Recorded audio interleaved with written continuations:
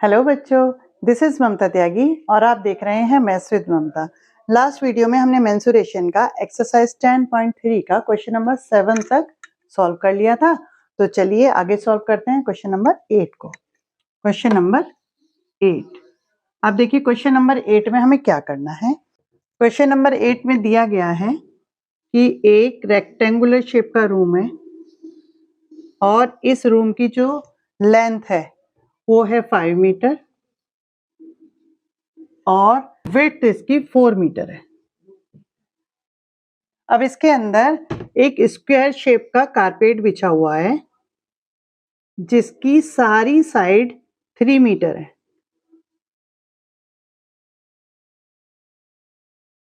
अब हमें पता ये करना है कि इसके अंदर कितना, फ्लोर के अंदर कितना एरिया ऐसा है जो कारपेट बिछा हुआ नहीं है, यानी कि कारपेटेड नहीं है।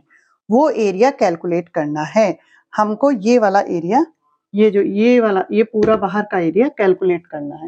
तो उसका क्या तरीका है, पहले पूरे फ्लोर का एरिया निकाल लीजिए और इस कारपेट का एरिया निकाल लीजिए। फ्लोर के एरिया में से कारपेट का एरिया माइनस कर दीजिए तो हमारे पास नॉट कारपेटेड एरिया का कैलकुलेशन आ जाएगा। Area of the floor is equal to हो जाएगा हमारा लेंथ मल्टीप्लाई विड्थ। ठीक है, लेंथ हो गई 5 मीटर, विड्थ हो गई 4 मीटर। तो 5 मीटर मल्टीप्लाई 4 मीटर, क्लियर, यानी कि 5 4 जा 20 square metre.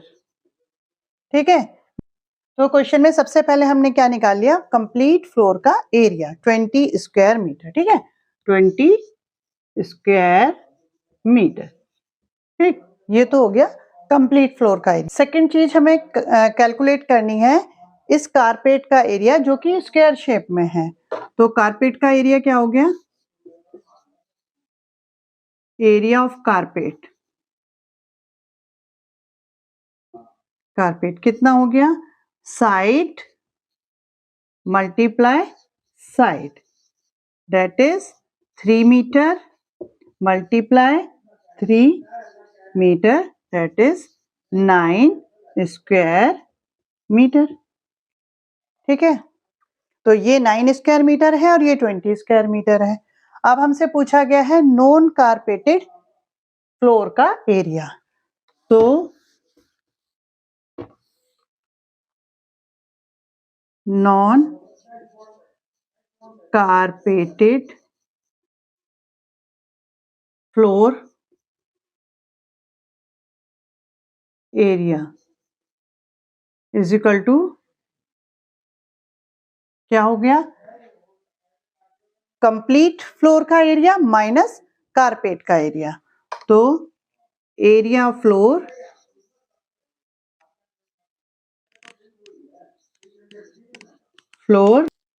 Minus area of carpet,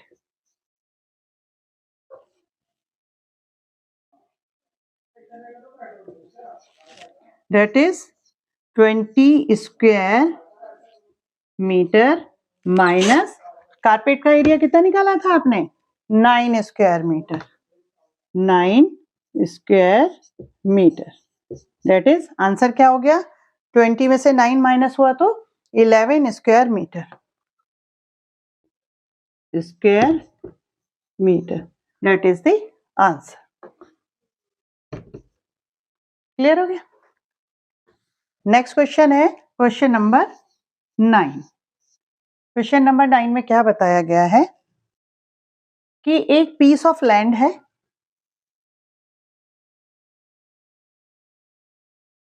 ये कोई जमीन का टुकड़ा है और इसकी जो लेंथ है वो 5 मीटर है और ब्रेथ है वो 4 मीटर है। ठीक है, और इसके अंदर ऐसे स्क्वायर फ्लावर बेड बनाए जा रहे हैं इस जमीन के अंदर जिसकी लंबाई भी 1 मीटर है और चौड़ाई भी 1 मीटर है। ऐसे 5 बेड बनाए जा रहे हैं। ठीक है, मान लीजिए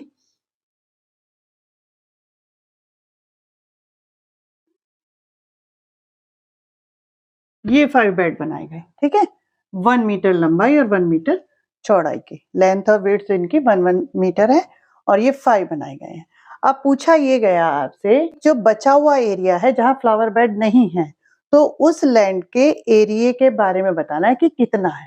ठीक है, तो उसको कैलकुलेट करने का क्या तरीका है, कंप्लीट लैंड का आप एरिया निकाल लीजिए और फ्लावर बेड का एरिया निकाल लीजिए। ठीक है, और कंप्लीट में से जितने पे फ्लावर बेड बना हुआ है उसको माइनस कर दीजिए, तो आपको जो बाकी बचा हुआ लैंड है उसका एरिया पता चल जाएगा। Area of complete piece of land, area of land क्या है, length multiply width, that is length क्या है 5 मीटर, विड्थ हो गई 4 metre, 5 metre multiply 4 metre, that is 5 4 जा 20 और square metre.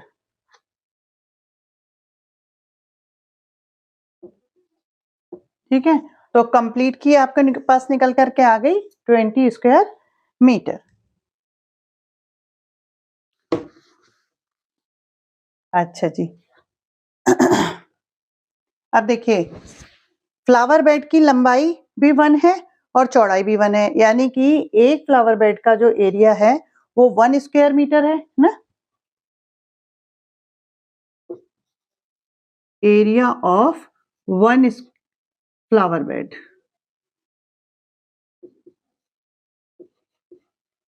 Bed is equal to 1 square metre. ठीक है, तो 5 फ्लावर बेड की एरिया कितना होगा, area of 5 flower bed is equal to 5 1 multiply 5 यानी कि 5 square metre.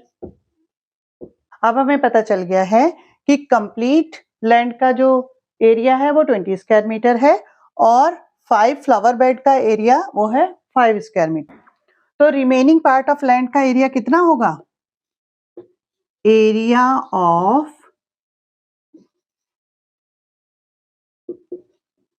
Remaining part of land, that is complete का 20 है तो 20 square metre minus 5 square metre, that is 15 square metre. यही आपका आंसर है। अब आ जाइए नेक्स्ट क्वेश्चन, क्वेश्चन नंबर 10 पे। क्वेश्चन नंबर 10, क्वेश्चन नंबर 10 में क्या दिया गया आपको, एक ये फिगर दी गई है जिसकी ये जो मेजरमेंट है ये सारी सेंटीमीटर में है, जैसे कि ये 3 सेंटीमीटर है, ये 4 सेंटीमीटर है, ये 3 सेंटीमीटर है, ये 4 सेंटीमीटर है, इस तरह से सारी मेजरमेंट दी हुई है और इसका आपको एरिया कैलकुलेट करना है। तो करना वो कैसे करना वो आप देखिए जरा। सबसे पहले हम इसे बहुत सारे रेक्टेंगल में स्प्लिट करेंगे। कैसे, मान लीजिए ये वाली साइड को हम इसे पीछे बढ़ा देंगे। ठीक है, ये सब सेंटीमीटर में है, जैसे ये 3 सेंटीमीटर, ये सब सेंटीमीटर में। अब हमने बढ़ाया तो ये एक रेक्टेंगल मिल गया हमारे पास। रेक्टेंगल क्या, एक्चुअली ये स्क्वायर मिल गया जिसकी 3 सेंटीमीटर लेंथ है और 3 सेंटीमीटर विड्थ है ना, ये वाला ऐसा स्क्वायर मिल गया। ठीक, अब ये पूरा 4 है, ये 3 है, तो ये इतना क्या हो गया 1 है ना, तो ये हो गया आपका 1। ठीक, अब इसको अगर हमने आगे बढ़ा दिया,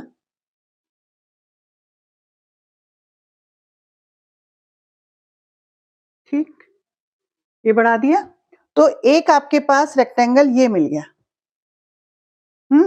इसकी लेंथ है, लेंथ आपकी हो जाएगी, देखिए यहां से यहां तक पूरी लेंथ है इसकी, यहां से यहां तक, यहां 3 सेंटीमीटर ये और 4 सेंटीमीटर ये, दैट इज ये पूरी लेंथ 7 सेंटीमीटर हो गई।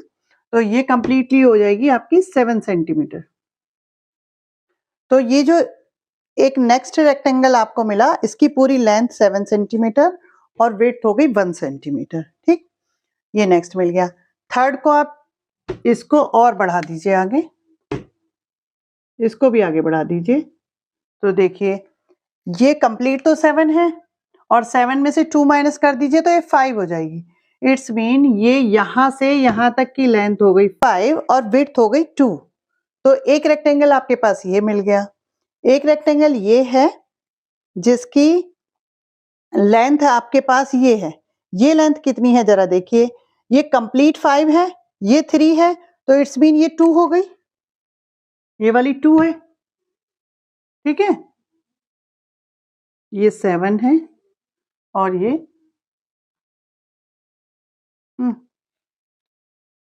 ये 2 है और ये 1 है, ठीक है। अब हमारे पास 1 2 3 4 रेक्टेंगल मिल गया, बल्कि ये 3 रेक्टेंगल है और ये स्क्वायर शेप है। मान लीजिए मैं इसको ए बोल दूं, इसको बी बोल दूं, इसको सी बोल दूं एंड इसको डी बोल दूं। अब हमें क्या करना है, 1 बाय 1 चारों के हम एरिया निकालेंगे और उन्हें ऐड कर देंगे तो हमें कंप्लीट फिगर का एरिया पता चल जाएगा। एरिया का फॉर्मूला क्या हो गया, is equal to length multiply width, ठीक है। तो ए का area, area of A,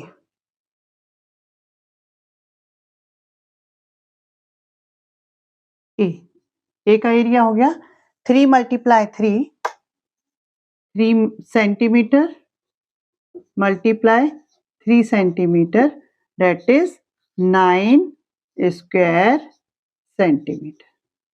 clear. अब area of B,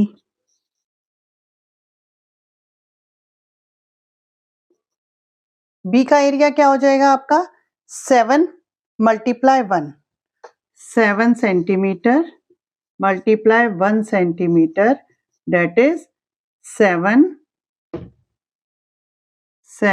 square centimetre. Clear. अब एरिया ऑफ सी, इसकी लेंथ है 5, विड्थ है 2, of see that is 5 centimetre multiply 2 centimetre, यानी कि 5 2 जा 10 स्क्वायर सेंटीमीटर, ठीक। अब area of D is equal to, D क्या है, 2 लेंथ है और 1 विड्थ है, तो 2 centimetre multiply 1 centimetre, that is 2 square centimetre. Clear हो गया। तो टोटल एरिया कैसे निकालेंगे आप, ये 9 square centimetre, 7 square centimetre, 10 square centimetre and 2 square centimetre, इन्हें चारों एरिया को टोटल कर दो तो पूरी फिगर का एरिया आपके पास आ जाएगा। 9 + 7 16 + 10 26 + 2 28, total area is equal to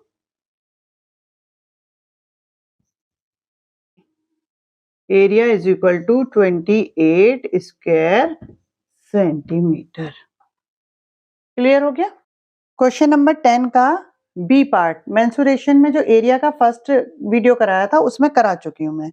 okay, चलिए तो करते हैं क्वेश्चन नंबर 11। क्वेश्चन नंबर 11 में भी आपको सेम ही चीज दी गई है कि कोई फिगर दी गई है और उसे स्प्लिट करना है आपको रेक्टेंगल शेप में और उसका एरिया कैलकुलेट करना है। तो कैसे करेंगे इसको, कि आप इसको 2 रेक्टेंगल में चेंज कर सकते हो। ये सारी जो मेजरमेंट दी है सेंटीमीटर में दी हुई है और आपको इसे स्प्लिट करना है रेक्टेंगल शेप में। मान लीजिए एक रेक्टेंगल ये बना दिया हमने, एक रेक्टेंगल ये बना दिया।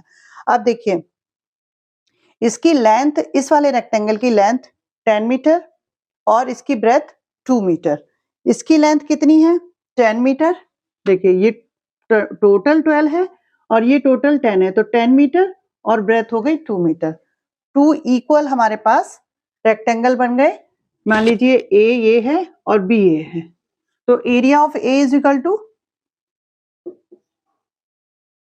ऑफ ए, वो तो आपको पता ही है लेंथ मल्टीप्लाई ब्रेथ। तो लेंथ पहले फॉर्मूला लिख लीजिएगा, उसके बाद लेंथ हो गई 10, ब्रेथ हो गई 2, 10 centimetre multiply 2 centimetre, that is 20 square centimetre. ठीक है, अच्छा जी, area of B, area of B क्या रहेगा?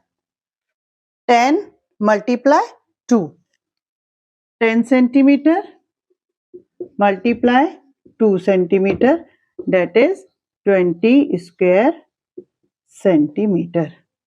तो टोटल एरिया क्या रहा?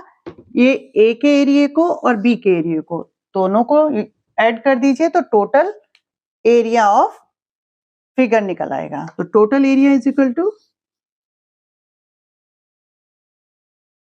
That is 20 square centimetre plus 20 square centimetre, that is 40 square centimetre, equal to 40 square centimetre, that is the answer. Same ही आपको 11 का क्वेश्चन नंबर 11 का बी और सी भी दे रखा है क्वेश्चन नंबर। जैसे कि ये एक फिगर दी हुई है जिसकी सारी साइड 7 सेंटीमीटर है, ठीक है, और इसको आपको एरिया कैलकुलेट करना है। तो इसको पहले हमें रेक्टेंगल या स्क्वायर में स्प्लिट करना होगा। देखिए, अगर हमने ये दो लाइन यहाँ पे डॉटेड कर दिए हैं तो 3 एरिया हमें कैलकुलेट करने हैं, एक ये वाला एरिया, एक ये वाला एरिया और ये वाला एरिया। मान लीजिए ए ये है, बी ये है और सी ये है। तो आपको क्या करना है, इसकी लेंथ भी 7 सेंटीमीटर है और विड्थ भी 7 सेंटीमीटर है। तो 7 मल्टीप्लाई 7 करके आप ए का एरिया कैलकुलेट कर सकते हो। ये बी जो रेक्टेंगल शेप आ रही है, इसकी लेंथ कितनी है? देखिए 7 ये है, 7 ये है और देखो इसके इक्वल ये है, तो 7 ये है, 7 7 7 यानी कि 21 लेंथ हो गई और विड्थ हो गई 7। तो 21 मल्टीप्लाई 7 करके आप इसका एरिया कैलकुलेट कर सकते हो। और ये वाला सी है 7 मल्टीप्लाई 7, इसका 7 मल्टीप्लाई 7 करके सी का भी एरिया कैलकुलेट कर सकते हो और उन तीनों को जोड़ दो तो इसका कंप्लीट एरिया कैलकुलेट हो जाएगा। ठीक है, ऐसे ही इसको करेंगे। इसको कैसे? बी से यहाँ से डॉटेड लाइन बना दीजिए। ये वाला जो रेक्टेंगल शेप है इसकी लेंथ 5 है, विड्थ 1 है, 5 1 जा 5 करके आपको इसका एरिया मिल गया। इसका एरिया कैसे निकलेगा आपका? विड्थ 1 है और लेंथ 4 है, 4 सेंटीमीटर। तो 4 को 1 से मल्टीप्लाई करके आपको इसका एरिया निकल जाएगा और इन दोनों को प्लस कर दीजिए तो इसका कंप्लीट एरिया कैलकुलेट हो जाएगा। अब क्वेश्चन नंबर आ जाता है 12। क्वेश्चन नंबर 12 में क्या करना है, एक रीजन दिया हुआ है आपको जिसकी लेंथ एंड विड्थ आपको दे दी गई है। लेंथ है 144 सेंटीमीटर एंड विड्थ है 100 सेंटीमीटर। ठीक है, और टाइल इसके ऊपर टाइलिंग मतलब टाइल बिछानी है, जो टाइलिंग करनी है। टाइल की मेजरमेंट क्या है? 12 सेंटीमीटर एंड 5 सेंटीमीटर। ये टाइल की मेजरमेंट है और ये उस रीजन की मेजरमेंट है। और पता ये करना है कि अगर पूरे रीजन पे टाइलिंग करनी हो इस वाली टाइल से तो कितनी टाइल बिछाई जाएंगी। ठीक है, तो करना क्या है, हमें इस पूरे रीजन का एरिया कैलकुलेट कर लेना है और इस टाइल का एरिया कैलकुलेट करना है। फिर इस टाइल में इस रीजन में इतनी एरिया की कितनी टाइल आएंगी वो क्या करके पता चलेगा, इस वाले एरिया से इस वाले एरिया को डिवाइड कर देंगे। Area of region is equal to कितना? 100, इसे नीचे लिख देती हूँ, 144 centimetre multiply 100 centimetre, that is 144 और 2 जीरो लगा दिए, इतने स्क्वायर सेंटीमीटर। ये इसका एरिया निकल गया। और इसका एरिया, टाइल का एरिया क्या है? Area is of tile is equal to 12 multiply 5, 12 centimetre multiply 5 centimetre, तो 60 स्क्वायर सेंटीमीटर। ठीक है, तो नंबर ऑफ टाइल कितनी चाहिए इसके लिए, टाइलिंग करने के लिए? Number of tile is equal to cover, पूरे को कवर करने के लिए तो ये रीजन का एरिया है और ये टाइल का एरिया है। वाले एरिया को इससे डिवाइड कर देना है। 14,400 को 60 से डिवाइड कर दीजिए। Square metre upon square metre. Square metre से स्क्वायर मीटर कैंसिल हो गया, 0 से 0 कैंसिल हो गई। अब 6 1 जा 6, 6 2 जा 12, बचते हैं 2, 4 24 हो गया, 6 4 जा 24, 0 को 0। तो 240 टाइल चाहिए आपको कवर करने के लिए पूरे रीजन को। क्लियर हो गया? नेक्स्ट आ जाता है आपका चैलेंज। लास्ट में आपसे इस चैप्टर में एक चैलेंज दिया गया है और उसमें ये पूछा गया है कि 1 सेंटीमीटर स्क्वायर पेपर लीजिए, ये बताइए इस स्क्वायर पेपर पे कितने रेक्टेंगल बना सकते हैं जो कि 16 स्क्वायर सेंटीमीटर का एरिया वाले हों। यानी कि एरिया कितना होना चाहिए? 16 स्क्वायर सेंटीमीटर का। ठीक है, इतना एरिया होना चाहिए। अब आपको अगर 16 स्क्वायर सेंटीमीटर का रेक्टेंगल बनाना है तो उसकी कितनी लेंथ और कितनी विड्थ होनी चाहिए। देखिए 16 को आप मल्टीप्लाई की फॉर्म में कैसे कैसे लिख सकते हो। 16 बराबर इक्वल टू 1 की मल्टीप्लाई की फॉर्म में लिख सकते हो, 1 मल्टीप्लाई 16। ठीक है, यानी कि अगर 1 विड्थ और 16 लेंथ इतने का आप ले लो तो उसका एरिया 16 स्क्वायर सेंटीमीटर होगा। ठीक है, तो एक तो आप ऐसे लिख सकते हो। 16 को 2 की मल्टीप्लाई की फॉर्म में भी लिख सकते हो, 2 मल्टीप्लाई 8। यानी कि यदि आप कोई रेक्टेंगल ऐसा बनाते हैं जिसकी लेंथ 8 सेंटीमीटर और विड्थ 2 सेंटीमीटर हो तो भी उसका एरिया 16 स्क्वायर सेंटीमीटर आ जाएगा। ठीक है, आप 16 को 3 की मल्टीप्लाई की फॉर्म में लिख सकते हैं? नहीं। 4 की मल्टीप्लाई की फॉर्म में? Yes, 4 multiply 4। 5 की मल्टीप्लाई की फॉर्म में? नहीं। 6 की मल्टीप्लाई की फॉर्म में भी नहीं आता, 6 के टेबल में भी 16 नहीं आता है, 7 के टेबल में भी नहीं आता, 8 के टेबल में यस आता है,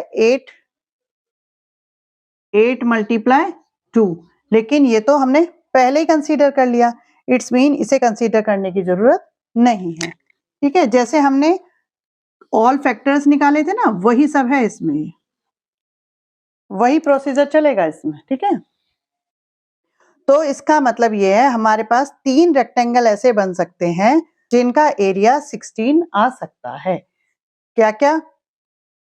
एक तो ये जिसकी लेंथ 16 हो और विड्थ 1 हो, यानी कि ये यहां से ये बन गया एक आपका रेक्टेंगल। देखिए 1 2 3 4 5 6 7 8 9 10 11 12 13 14 15 16 16 लेंथ है और 1 विड्थ है। ठीक है, ये एक रेक्टेंगल बन गया आपका और इसका एरिया भी कितना हो गया? 16 मल्टीप्लाई 1 यानी कि 16 स्क्वायर सेंटीमीटर। एक दूसरा बना सकते हैं हम, 8 लेंथ हो और 2 विड्थ हो, तो 8 लेंथ 1 2 3 4 1 2 3 4 5 6 7 8 8 तक। ठीक है, 1 2 3 4 5 6 7 8 और 2 विड्थ हो। एक आपका इस तरह का भी रेक्टेंगल बन सकता है। एक 4x4 का बन सकता है, इट्स मीन 1 2 3 4 और 1 2 3 4 ये भी बन सकता है। तो आपके पास 3 रेक्टेंगल बन सकते हैं। पूछा क्या गया है आपसे कि which rectangle has greatest perimeter and which rectangle has least perimeter.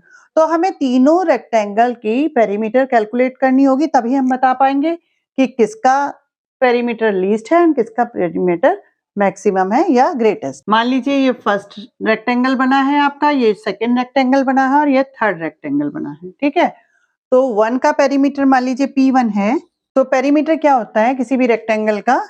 2 multiply length plus breadth, that is 2 multiply 16 ऐसे और 1 ऐसे, 16 प्लस 1 दैट इज 2 मल्टीप्लाई 17 यानी कि 34 सेंटीमीटर। तो ये हो गया इसका एरिया, कितना? 34 सेंटीमीटर। ठीक, अच्छा जी, नेक्स्ट है इसको, इसका कितना है? 8 लेंथ है, 2 ब्रेथ है, तो 2 मल्टीप्लाई 8 प्लस 2,